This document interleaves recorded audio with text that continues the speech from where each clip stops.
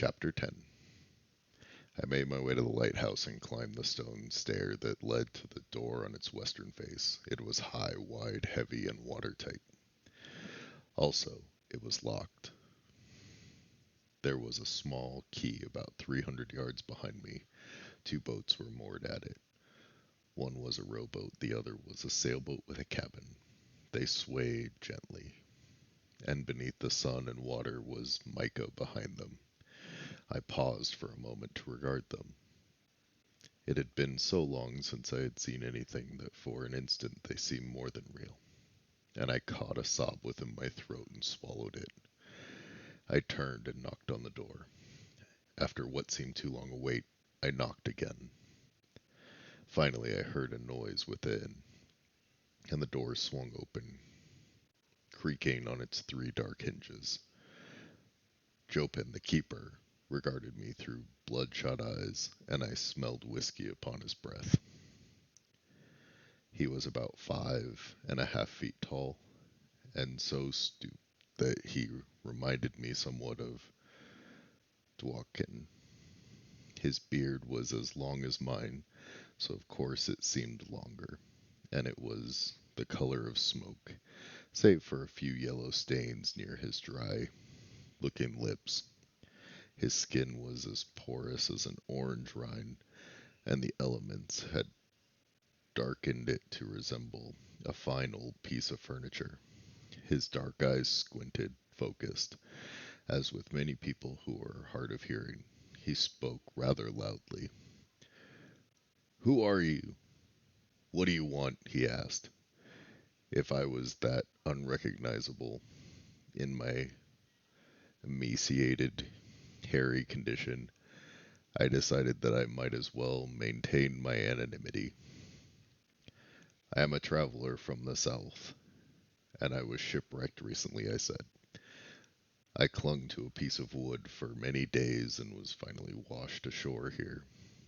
I slept on the beach all morning. It was only recently that I recovered sufficient strength to walk to your lighthouse." He moved forward and took my arm. He threw his other arm around my shoulder. Come in then," he said. "Lean on me, take it easy. Come this way." He led me to his quarters, which were extraordinarily messy, being strewn with many old books, charts, maps, and pieces of nautical equipment. He wasn't any too steady himself, so I didn't lean too hard, just enough to maintain the impression of weakness I had tried to convey as I leaned against his door frame. He led me to a daybed, suggested I lie down, and left to secure the door and fetch me something to eat. I removed my boots, but my feet were filthy, so filthy that I put them back on again. If I'd been drifting about very long, I wouldn't be dirty. I wouldn't I didn't want to give away my story, so I drew a blanket that was there over me and leaned back, really resting. Jopin returned shortly with a pitcher of water, a pitcher of beer, a great slice of beef, and a half loaf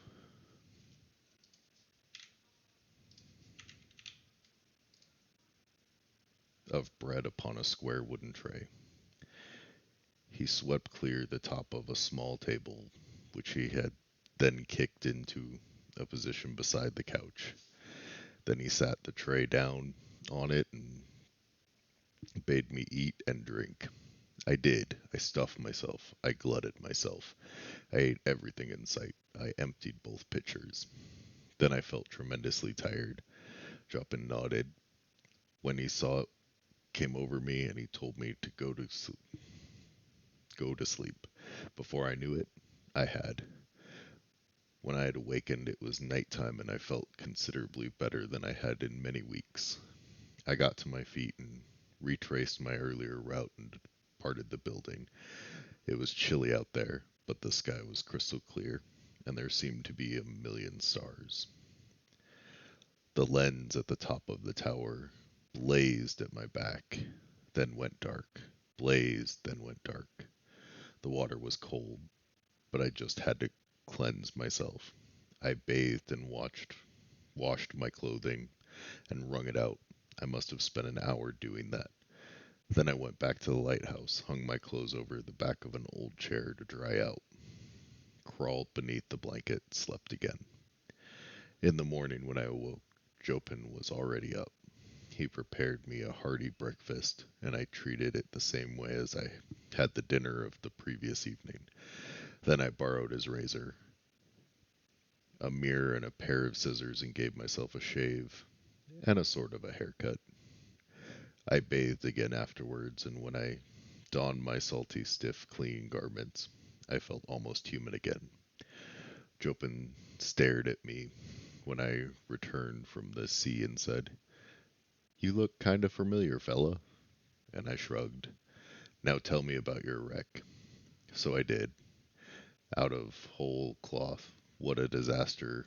I detailed, down to the snapping of the main mast yet.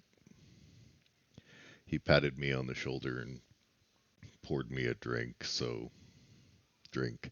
He lit the cigar he had given me. "You just rest easy here," he told me. "I'll take you ashore any time you like, or I'll signal you a passing ship if you see one you recognize." I took him up on his offered hospitality. It was too much of a lifesaver not to. I ate his food and drank his drinks, and let him give me a clean shirt which was too big for him. It had belonged to a friend of his who drowned at sea. I stayed with him for 3 months as I recovered my strength. I helped him around the place, tending the light on nights when he felt like getting smashed, and cleaning up all the rooms in the house, even to the extent of painting 2 of them and replacing 5 cracked window panes, and watching the sea with him on stormy nights. He was apolitical, I learned. He didn't care who reigned in Amber so far as he was concerned. The whole bloody crew of us was rotten so long as he could tend his lighthouse, eat and drink of good food and brew, and consider his nautical charts in peace. He didn't give half a damn what happened ashore. I came to be rather fond of him, and since I knew something of old charts and maps also, we spent many a good evening correcting a few. I had sailed far into the north many years ago, and I gave him a new chart based on my recollection of the voyage. This seemed to please him immensely, as did my description of those waters. "Corey, that was how I'd name myself. I'd like to sail with you one day," he said.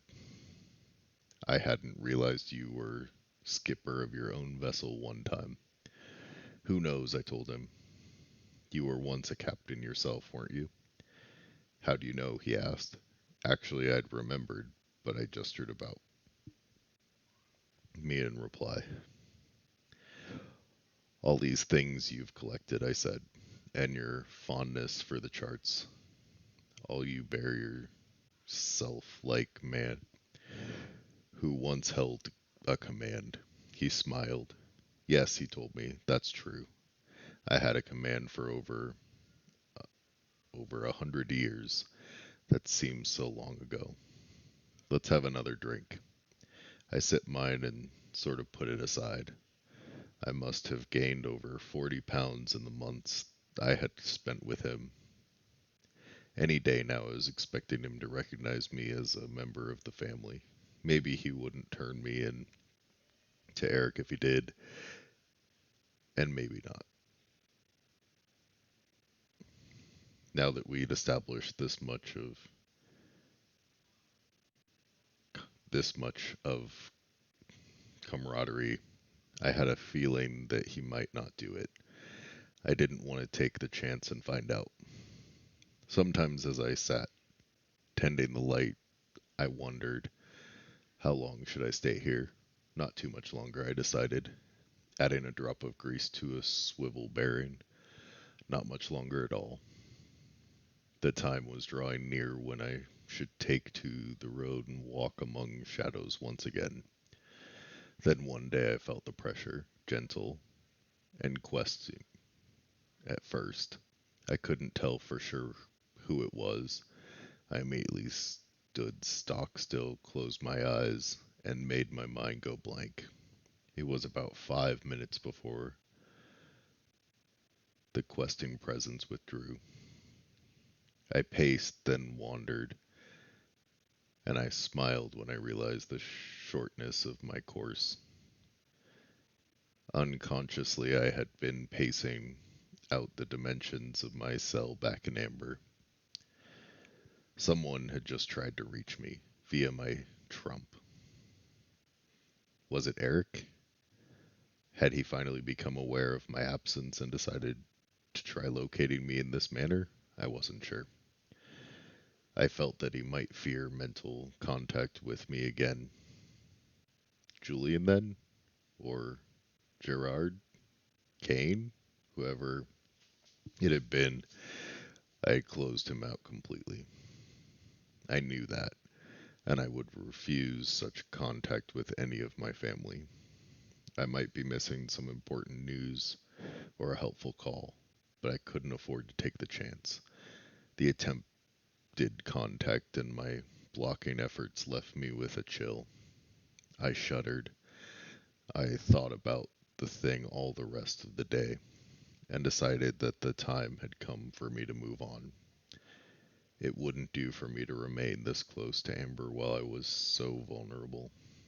I had recovered sufficiently to make my way among the shadows to seek for the place where I had to go if Amber were ever to be mine. I had been lulled into something close to peace by old Jalpin's ministrations. It would be a pain to leave him for in the months of our association I had come to like the old guy. So that evening, after we'd finished a game of chess, I told him of my plans to depart. He poured us two drinks that raised his and said, "Good luck to you, Corwin. I hope to see you again one day." I didn't question the fact that he had called me by my proper name, and he smiled as he realized that I hadn't let it slip by. "You've been all right, Jalpin," I told him. "If I should succeed in what I'm about to try, I won't forget what you did for me." He shook his head. "I don't want anything," he said. "I'm happy right where I am, doing exactly what I'm doing. I enjoy running this damn tower. It's my whole life. If you should succeed in whatever you're about, no, don't tell me about it, please. I don't want to know. I'll be hoping you'll stop around for a game of chess sometime. I will, I promise. You can take the Butterfly in the morning if you'd like. Thanks." The Butterfly was his sailboat. "Before you go," he said, "I suggest you take my spyglass, climb the tower, and look back on the Vale of Garnith." "What's there to see?" He shrugged. "You'll have to make up your own mind about that." I nodded. "Okay, I will." We then proceeded to get pleasantly high and turned in for the night. I'd miss old Jopin. With the exception of Rain, he was the only friend I'd found since my return. I wondered vaguely about the valley, which had been a sheet of flame the last time I had crossed it. What could it be that was so unusual about it now, these 4 years later? Troubled by dreams of werewolves and Sabbaths, I slept, and the full moon rose above the world. At the crack of dawn, I did the same. Jopin was still sleeping, which was good because I don't really like to say goodbye. And I had a funny feeling that I would never see him again. I climbed the tower to the room that housed the big light spyglass at my side. I moved to the window facing the shore and focused on the valley. There was a mist hanging above the wood. It was a cold, gray, wet-looking thing that clung to the top of the small, gnarly trees. The trees were dark, and their branches twisted together like the fingers of wrestling hands. Dark things darted among them, and from the patterns of their flight, I knew they were not birds. Bats, probably. There was something evil present in the great wood. I knew, and then I recognized it. It was myself. I had done this thing with my curse. I had transformed the peaceful valley of Garneth into what it now represented. It was a symbol of my hate for Eric and for all those others who had stood by and let him get away with his power grab, let him blind me. I didn't like the looks of that forest, and as I stared at it, I realized how my hate had objectified itself. I knew it because it was a part of me. I had created a new entranceway into the real world. Garneth was now a pathway through shadows, shadows dark and grim. Only the dangerous, the malicious might walk the pathway. This was the source of the things Rain had mentioned, the things that trouble Eric. Good in a way, if they kept him occupied, but as I swung the glass, I couldn't escape the feeling that I had done a very bad thing indeed. At the time, I'd had no idea that I'd ever see the light of day, bright skies again. Now that I did, I realized that I'd unleashed a thing that would take an awful lot of undoing. Even now, strange shapes seemed to move within that place. I had not done a thing which had never been done before, not during the whole of Oberon's reign. I had opened a new way to Amber, and I had opened it only to the worst. A day would come when the Liege of Amber, whoever he might be, would be faced with the problem of closing that dreadful way. I knew this as I stared, realizing the thing to be the product of my own pain, anger, and hate. If I won out in Amber one day, I might have to cope with my own handiwork, which is always a devilish thing to attempt. I lowered the glass and sighed. So be it, I decided. In the meantime, it would give Eric something to have insomnia over. I grabbed a quick bite to eat, outfitted the butterfly as rapidly as I could, hoisted some canvas, cast off, and set sail. Chopin was usually up by that hour, but maybe he didn't like goodbyes either. I headed her out to sea, knowing where I was going, but not real certain how to get there. I'd be sailing through shadows and strange waters, but it would be better than the overland route. What with my handiwork aboard in the realm, I had set sail for a land near as sparkling as amber itself, an almost immortal place, a place that did not really exist, not any longer. It was a place which had vanished into chaos ages ago, but of which a shadow must somewhere survive. All I had to do was find it, recognize it, and make it mine once again, as it had been in days long gone by.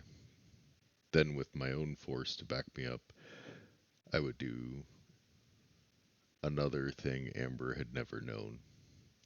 I didn't know how yet, but I promised myself that guns would blaze within the immortal city on the day of my return. As I sailed into shadow, a white bird of my desire came and sat upon my right shoulder, and I wrote a note and tied it to its leg and sent it on its way. The note said, "I am coming." and it was signed by me. I would never rest until I held vengeance and the throne within my hand. And good night, sweet prince, to anybody who stood between me and these things. The sun hung low on my feet, and the winds bellied the sails and propelled me onward. I cursed once and then laughed. I was free and I was running, but I had made it this far. I now had the chance I'd wanted all along. A blackbird of my desire came and sat on my left shoulder, and I wrote a note and tied it to its leg and sent it off into the west. It said, Eric, I'll be back. And it was signed, Corwin, Lord of Amber. A demon wind propelled me east of the sun.